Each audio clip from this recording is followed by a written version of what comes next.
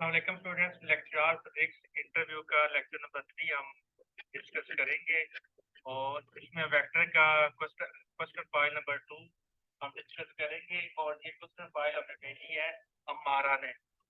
तो सबसे पहला क्वेश्चन है, और अच्छी बात है कि हमारे क्लास के अंदर मौजूद है, क्योंकि जो पहले क्वेश्चन फाइल भेजी थी वो अमना ने भेजी थी, लेकिन वो दोनों सेशन में क्लास में नहीं थी।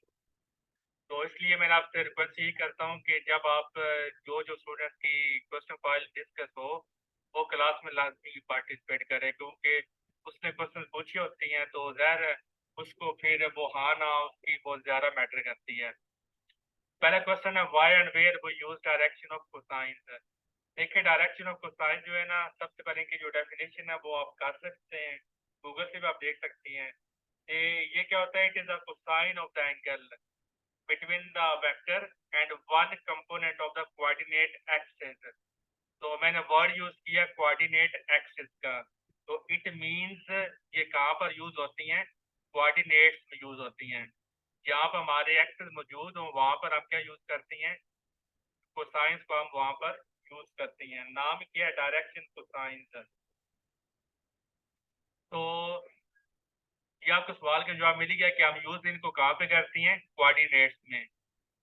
अब दूसरी बात है कि वाई, इनको हम यूज वाई क्यों करते हैं, तो इसकी काफी सारी रीजन है, कुछ मैं आपको बता देता हूँ। तो सबसे पहले नाम से जाहिर है डायरेक्शन को साइंस, तो इसका मतलब है ये हमें क्या देता है, ये हमें डायरेक्शन बताता है। फिजिकल क्वांटिटीज की हमें डायरेक्शन बताता है। कहाँ पे डायरेक्शन बताता है, कोऑर्डिनेट एक्सिस के अंदर। कोऑर्डिनेट एक्सिस के अंदर जो हमारे पास वेक्टर्स होंगे उनकी ये क्या करता है, उनकी हमें ये डायरेक्शन बताता है।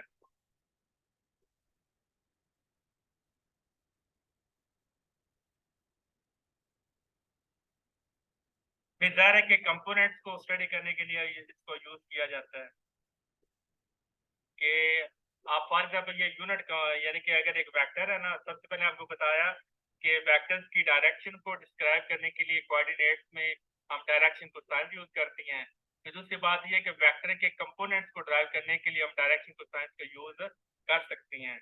अगर आपको एक वेक्टर दिया जाए 1 0 0, कॉमा भी आता है, तो ये चीज क्या बता रही कि जो आपका कंपोनेंट है वो कौन सा कंपोनेंट है, एक्स कंपोनेंट है।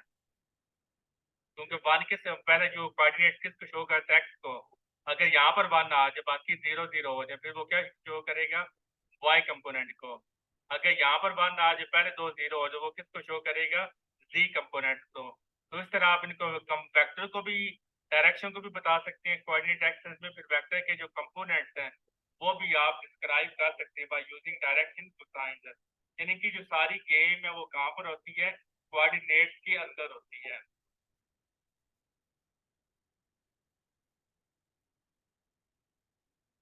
और बहुत इंपॉर्टेंट यूज इनका, डायरेक्शन कोसाइंस एक कोऑर्डिनेट एक्सिस में अगर आप मौजूद हैं और आप दूसरे कोऑर्डिनेट एक्सिस में जाना चाहें तो आप डायरेक्शन कोसाइंस की मदद से जा सकती हैं।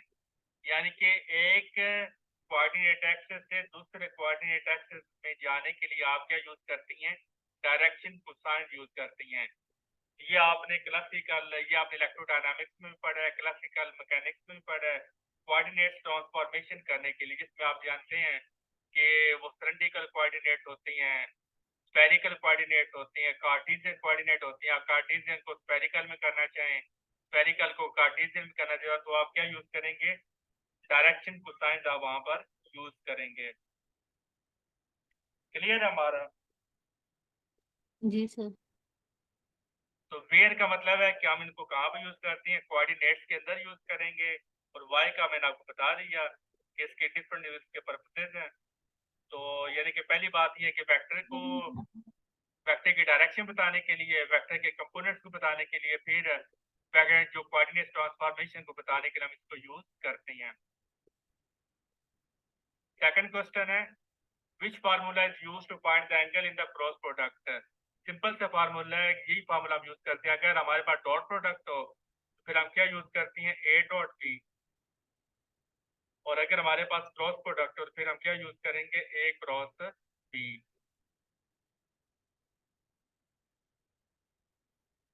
इसमें हम यूज करेंगे ए बी cos थीटा।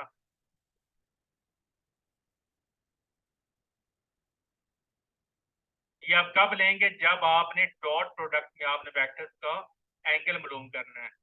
अगर आपने एडिशन में जिस तरह पैरेललोग्राम में आपने वो पढ़ा है, अगर दो वेक्टर्स ऐड हो रही हो तो वहां पर फिर आपने अगर वो मालूम करना है बिटवीन टू एंगल, फिर हमारे पास फॉर्मूला क्या बनता है? A square plus B square plus 2ab cos theta. तो फिर आप ये फॉर्मूला यूज करेंगे, ठीक है।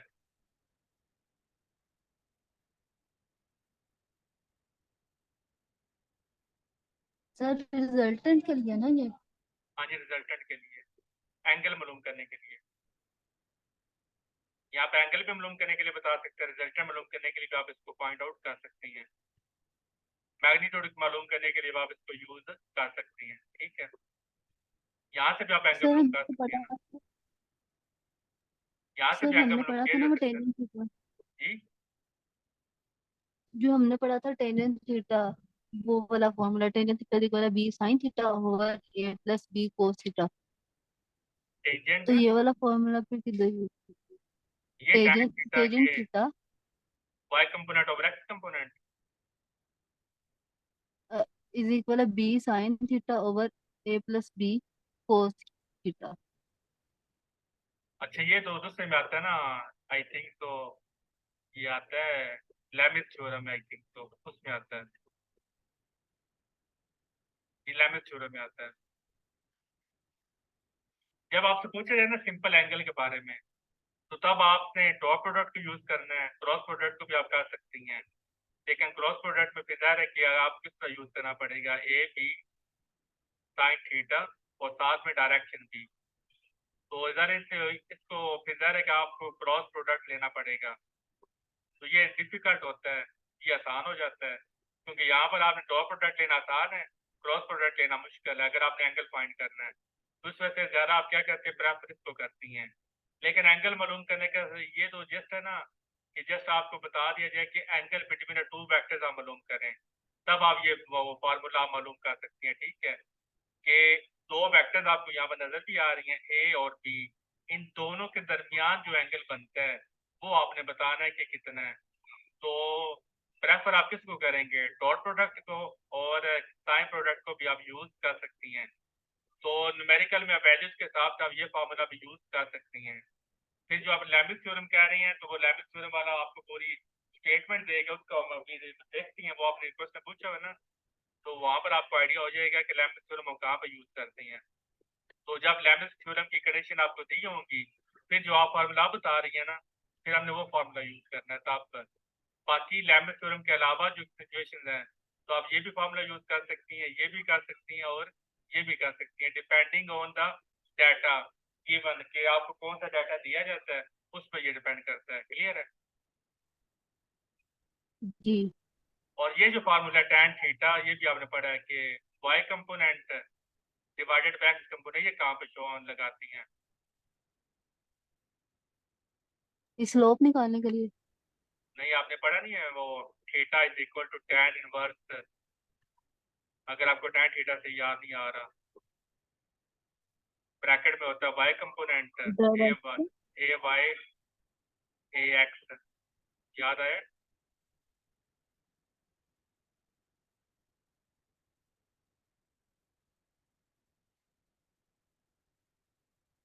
जी सर। तो ये कहाँ पे आप यूज करते हैं? आंसर आपके सामने ही है वैसे।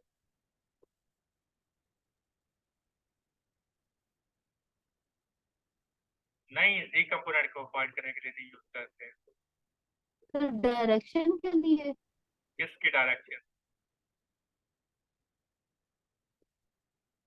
थीटा का मतलब डायरेक्शन ही होता है, किसकी डायरेक्शन कुछ बना करने के लिए। देखिए यहाँ पर आपको कंपोनेंट्स नजर आ रही हैं, तो यहाँ पर ये हमें क्या बताता है, दो कंपोनेंट्स के दरमियान एंगल मालूम करने के लिए, कि अगर एक वेक्टर है, उस वेक्टर के कंपोनेंट्स के दरमियान एंगल मालूम करना है कि ए वाई और ए एक्स में कितना एंगल मौजूद है, फिर आप ये यूज करेंगे दिस वन। ये कंपोनेंट्स के, एक वेक्टर के कंपोनेंट्स के दरमियान एंगल मालूम करने के लिए, और ये जो तीन फार्मूले मैंने आपको बताई हैं, ये तीनों फार्मूले बिटवीन द टू वेक्टर्स मालूम करने के लिए। क्लियर है? आज रिजल्टेंट के एंगल को किस जी क्वाड्रेंट में लाई करता है, वो ये आ जाती है ना कि कंपोनेंट्स के बाद आ जाती है कि रिजल्टेंट किस है, वो हमारे क्वाड्रेंट में लाई करता है, एक्स कंपोनेंट में लाई करता है, वाई फर्स्ट में लाई करता है, सेकंड में लाई करता है, फिर उसके कंपोनेंट्स के दरमियान एंगल कितना वो सारा आपको पुट करती हैं। क्लियर है क्वेश्चन नंबर 2? जी सर। क्वेश्चन नंबर 3 है राइट हैंड और स्क्रू रोल में क्या फर्क है। देखिए जो राइट हैंड जो स्क्रू रोल दोनों सेम चीजें नहीं है, रिजल्ट दोनों सेम देती हैं लेकिन तरीका सेम नहीं है। ठीक है, नाम से जाहिर है राइट हैंड में आप अपना राइट हैंड यूज करती हैं, फिंगर्स को कर्ल करती हैं। तो अगर आपने ए क्रॉस बी करना है, ए क्रॉस बी, तो आपने क्या करना है, फिंगर को इस डायरेक्शन में आपने कर्ल करना है। तो तब आपको जो रिजल्टेंट में जो आपका थंब होगा वो क्या शो करेगा, रिजल्टेंट वेक्टर को शो करेगा। अगर बी क्रॉस ए आपने करना हो तो फिर आपने क्या करना, बी को ए की तरफ घुमाना है, तो यानी कि फिर उल्टा घुमाएंगे ऐसे, तो फिर उसका ज़ाहिर है उसका जो रिजल्टेंट है वो डाउनवर्ड आ जाएगा। तो राइट हैंड रोल ये भी एक होता है। फिर आपका वो जो लेकिन जो स्क्रू रोल है ना, ये आप जो जिस तरह होता है ना स्क्रू या नट होता है, पेच होता है, जो आप कसती हैं या ओपन करती हैं,